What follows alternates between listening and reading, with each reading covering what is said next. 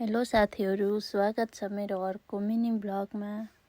हिजो हामीले यो ठाउँको झारपात सफा गरेर अलैँची लगाउने ठाउँ तयार गरेका थियौँ।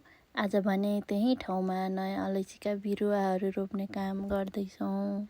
तल्लो भागमा रोपिसकेर हामी चाहिँ यो माथिल्लो भागमा आइपुगेका छौँ। यहाँ चाहिँ हामीले आवश्यक अनुसार अलैँचीका बिरुवाहरू राखेर रोप्दैछौँ। बिरुवा रोप्दा माटो मिलाएर राख्नुपर्छ। धेरै गहिरो वा माथि हुनु हुँदैन, त्यसैले बिस्तारै ध्यान दिएर रोप्दैछौँ। हेर्दा तपाईँहरूले बिरुवा चाहिँ सानो सानो थोरै देख्नुहुन्छ होला, तर अलैँची चाहिँ हामी यसरी नै रोप्छौँ।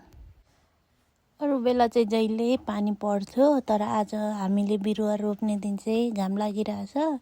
घाम लागे पनि हावा भने अलिअलि चलिरहेछ, त्यही भएर अलिक शीतलै छ।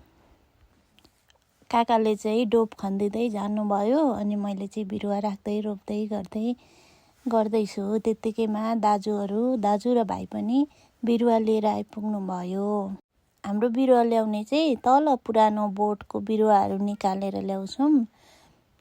बिरुवा ल्याउन चाहिँ हामीलाई टाढा नै छ, किनभने पुरानो अलैँची बारी चाहिँ लगभग यहाँबाट यो अलैँची बारीबाट लगभग 1 घन्टा जति जानुपर्छ।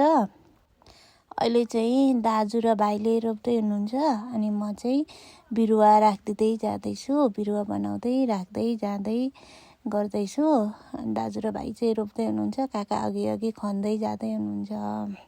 साथीहरू, आजका लागि सबै अलैँचीका बिरुवाहरू रोप्ने काम सकियो। अब बेला बेलामा गोडमेल गर्ने, झारपात सफा गर्ने र राम्रोसँग स्याहार गर्दै जानुपर्छ।